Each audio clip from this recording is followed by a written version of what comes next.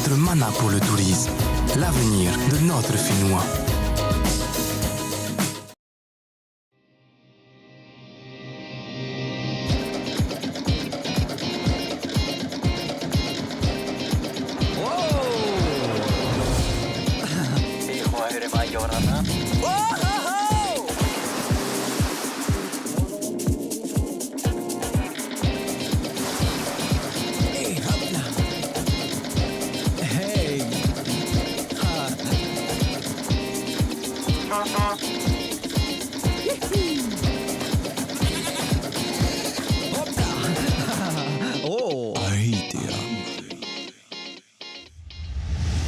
Yaorana à toutes et à tous et bienvenue dans Ahitea, votre émission hebdomadaire consacrée au tourisme et ses métiers.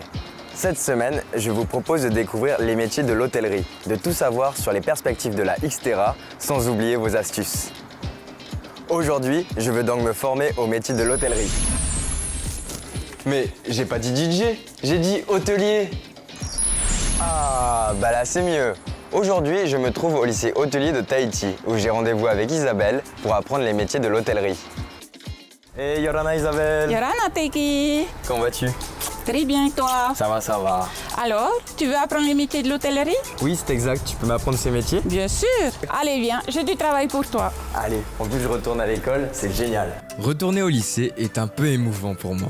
Bienvenue Teiki au Tiki Hôtel du lycée hôtelier. Donc, c'est notre hôtel d'application qui nous permet de former nos élèves au métier de l'hôtellerie et de la restauration ici en Polynésie. Isabelle, en quoi consiste la formation des métiers de l'hôtellerie? Donc la formation des métiers de l'hôtellerie, déjà, elle dure 2 ans. Elle sert à former nos élèves au niveau du service du petit déjeuner, de la préparation des chambres en vue de l'accueil des clients et pour finir à la préparation et le service du déjeuner. D'accord, c'est une formation qui est très polyvalente. Du coup, après ça, je peux travailler dans une pension? Tout à fait. Justement, c'est une demande de la part des pensions de famille de pouvoir justement avoir du personnel compétent et polyvalent et qui leur permet également, pour ceux qui n'ont pas les moyens, de n'avoir qu'un seul employé. D'accord, bah j'ai hâte que tu me formes en tout cas. Allez, on y va. Allez, allons-y. Nous allons préparer nos petits déjeuners. Et où va-t-on pour cela? Nous allons à l'office. Okay. C'est notre lieu de préparation des petits déjeuners. Et avant toute chose, on va regarder notre planning d'occupation d'aujourd'hui. Isabelle m'explique qu'aujourd'hui, nous avons 2 petits déjeuners bien distincts à servir. Alors Teiki, voici le bon de la commande. Donc un petit déjeuner américain, un petit déjeuner continental. Je te propose de préparer les boissons chaudes et moi je m'occupe du reste. Ça marche. Par contre, j'aurai besoin de toi pour la salade de fruits et ensuite on servira. Ok. Est-ce que tu as besoin que je te montre comment faire le café? Non, ça devrait le faire. Allez, on y va. Allez, on se répartit les tâches pour aller plus vite. Car rappelons-le, le client est roi et il ne faut pas le faire attendre, surtout au petit déjeuner. Voilà le café. Allez, je me dépêche. C'est parti. Attends, Teiki, tu as vérifié ton bon de commande d'abord? Est-ce que ta commande est complète? Je regarde, alors ça c'est bon, ça c'est bon. Ah non, il me manque la salade de fruits et du coup le plat d'œufs. D'accord, tu vas chercher la salade de fruits, je m'occupe des œufs. Ok, allez, on fait comme ça. C'est vraiment un travail d'équipe. Où est-elle? Ah, elle est là. Cool. On peut servir. Allez, on y va. Tu prends notre plateau. Allez, c'est parti.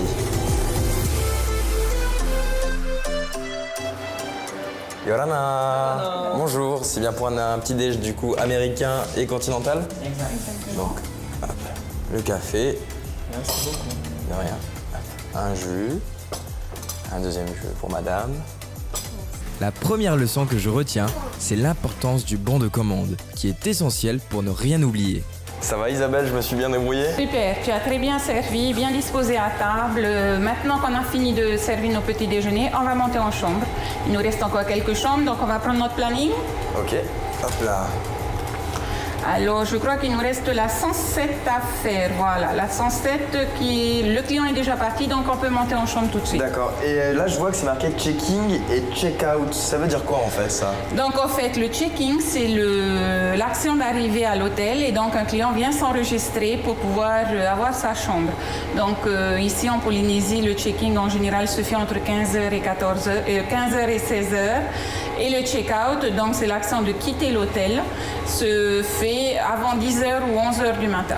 D'accord, ça veut dire qu'en gros, entre 10h et 14h, nous, on peut intervenir dans les chambres puisqu'il n'y aura personne. Voilà. Alors, on n'oublie pas qu'entre-temps, nous avons quand même le déjeuner à servir et à le préparer également. Donc, on va vite faire notre chambre et on revient ici pour préparer notre déjeuner. Allez, On y je va. fais ça. Allez, je te suis. On prend notre planning. Ah oui, je prends le planning. Oups. Cette formation au métier de l'hôtellerie est vraiment polyvalente. Accueil, service, entretien des chambres, il faut être complet. Voilà, Teki, on est arrivé à la buanderie. Donc, c'est ici que l'on entrepose notre matériel qui nous est nécessaire pour le nettoyage et l'entretien des chambres. Alors, avant d'entrer, Teki, il faut toujours s'annoncer. On ne sait jamais s'il y a quelqu'un à l'intérieur de la chambre. Donc, on frappe. Service des étages, bonjour. On attend quelques secondes et puis si on n'entend rien du tout, on recommence. Service des étages. Et on ouvre et on rentre. On va chercher nos produits d'entretien dans le chariot. On va les vaporiser dans la salle de bain. Monsieur Propre est de retour. C'est parti pour une séance pédologie. Maintenant, on s'attaque à la literie pour remplacer des draps sales par des draps propres. Isabelle me donne quelques techniques de pro. Donc tu passes la main en dessous du matelas et tu ramènes le drap vers l'intérieur. Tu tires d'un seul coup et normalement tout le drap est sous le lit. Exact. La chambre est finie. Je peux prendre une pause. Petite pause pour profiter de la belle vue quand même. Dis donc, Teki, tu crois qu'on a que ça à faire? Allez, on n'a pas terminé notre journée. On a le déjeuner à préparer. Ok, allez. Allez, on y va. On file au petit-déj. Non, au déjeuner, pardon. Au déjeuner. Alors, on va aller de suite voir nos réservations pour le déjeuner.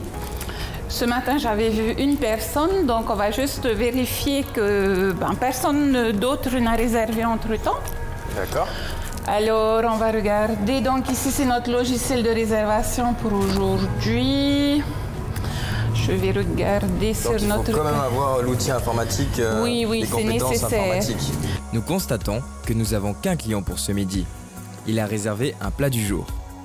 Allez, viens, Teki, on va préparer notre déjeuner et on va le servir et on aura fini notre journée. Ça chôme pas en tout cas dans Du ce tout. métier-là.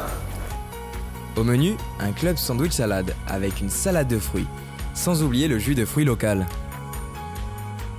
Isabelle m'explique que le client mérite le service le plus attentionné, en espérant que le repas lui convienne. Bon, le client est servi, il a l'air satisfait. Je peux désormais faire une pause bien méritée. Enfin fini. Teki? Quoi La journée pas finie? Non, pas du Ensuite, tout. tu m'avais dit le petit déjeuner, nettoyage des chambres et déjeuner.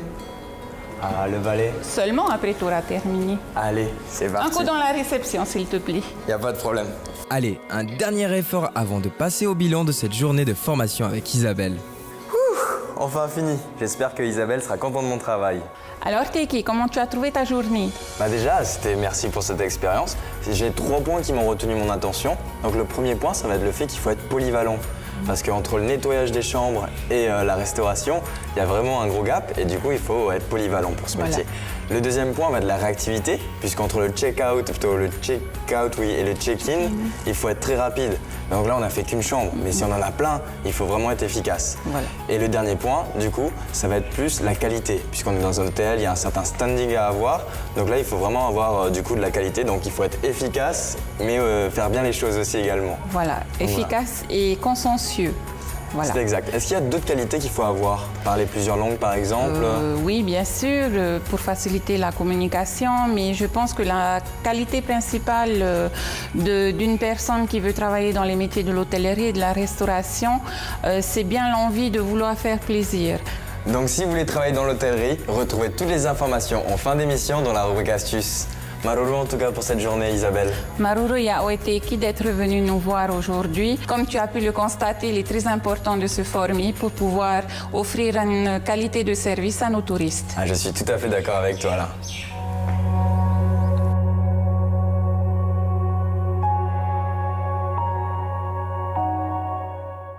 Bon, voilà, je suis prêt à travailler dans une pension ou dans l'hôtellerie plus généralement. Cette formation est vraiment polyvalente.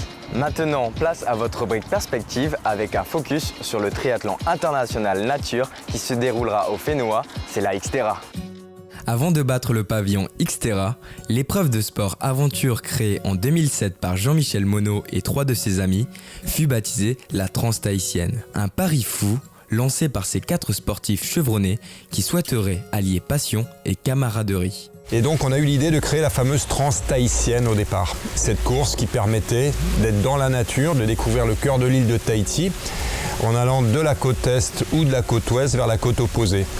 Donc ça a été tout de suite une formidable aventure puisqu'on a dû commencer à 40 inscrits au départ. Mais en quelques éditions, l'engouement suscité par cette Transtahitienne ne fera que croître jusqu'à atteindre la société Team Unlimited, propriétaire de la prestigieuse marque Xterra. Le Xterra, pour vous donner une idée, aux États-Unis, c'est 3 millions de téléspectateurs qui suivent l'événement sur toute l'année. Toutes les courses qui ont lieu dans le monde sont suivies par 3 millions de téléspectateurs sur la chaîne Xterra Internet. Donc le potentiel, il est monstrueux. L'une des grandes forces du Xterra est le cadre exceptionnel que l'événement propose, relayé par une médiatisation importante. Ce qui nous a le plus impressionné, c'est que notre course est en qualificatif pour les championnats du monde. Donc on a été là-bas évidemment faire la promotion de notre course. Il y a 70 pays qui sont représentés. Et quand on arrive au nom Tahiti, c'est une acclamation. On a été surpris. On est certainement le plus petit pays sur ces championnats du monde en termes de taille. Et Tahiti a été ovationné par les 69 autres pays. Preuve que la communication, les images et ce qu'on a pu en dire et en faire a énormément plu. La notoriété de la course permet d'attirer de nombreux athlètes internationaux, mais aussi de faire des émules localement. On est monté cette année à 70 étrangers qui ont participé aux courses. Ils viennent bien entendu avec des conjoints, avec des enfants. Au niveau local, c'est ça qui nous a le plus surpris. On a commencé à 40 il y a 11 ans. Il y a 600, oui, à peu près 600 locaux qui sont venus participer au Xterra cette année. Si le Xterra est un rendez-vous international reconnu, il est également une véritable opportunité touristique. C'est une logistique très très importante. Le budget tourne aux alentours de entre 15 et 18 millions. Donc c'est pas rien. Et c'est vrai que du coup, ça sensibilise toutes ces professions touristiques liées aux touristes. Et les retours qu'on a eus depuis 2 ans maintenant sur Moorea ne sont que positifs. Des résultats positifs qui permettent d'envisager de voir encore plus grand. L'idéal dans le futur, si on s'en donne les moyens, si on trouve les bonnes personnes, ouvrir un ultra trail en Polynésie française, que ce soit sur Moorea, Tahiti ou ailleurs, mais trouver une île capable de créer un 100 km de trail. Là, les limites sont énormes. On parlait de 2000 personnes à la Diagonale des Fous, on peut faire la même chose ici. Un projet au niveau local, pas si fou que cela. Incroyable le rayonnement que la Xterra a à travers le monde. Cette année, je vais y participer. Maintenant, revenons au métier de l'hôtellerie, c'est votre rubrique astuce. Pour travailler dans les métiers de l'hôtellerie en Polynésie française, il vous faut obtenir un bac technologique sciences et technologies de l'hôtellerie et de la restauration, dispensé au lycée hôtelier et du tourisme de Tahiti. Poursuivre votre formation par un BTS hôtellerie-restauration, également dispensé au lycée hôtelier et du tourisme de Tahiti. Vous pouvez aussi renforcer votre cursus par une licence professionnelle management des organisations hôtelières et touristiques proposée par l'Université de la Polynésie française. Aimer le travail en équipe et faire preuve d'une grande discipline et d'un sens de l'organisation aiguisé. Maîtriser plusieurs langues étrangères est vivement conseillé.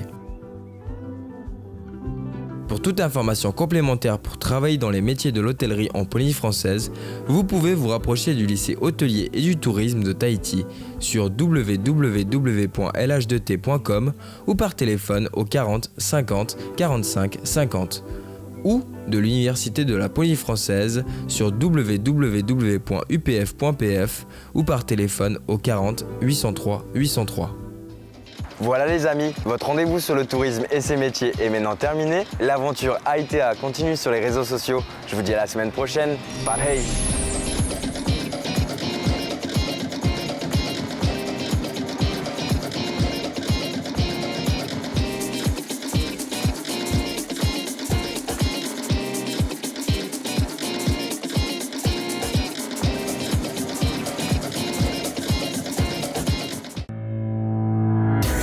Notre mana pour le tourisme, l'avenir de notre Finnois.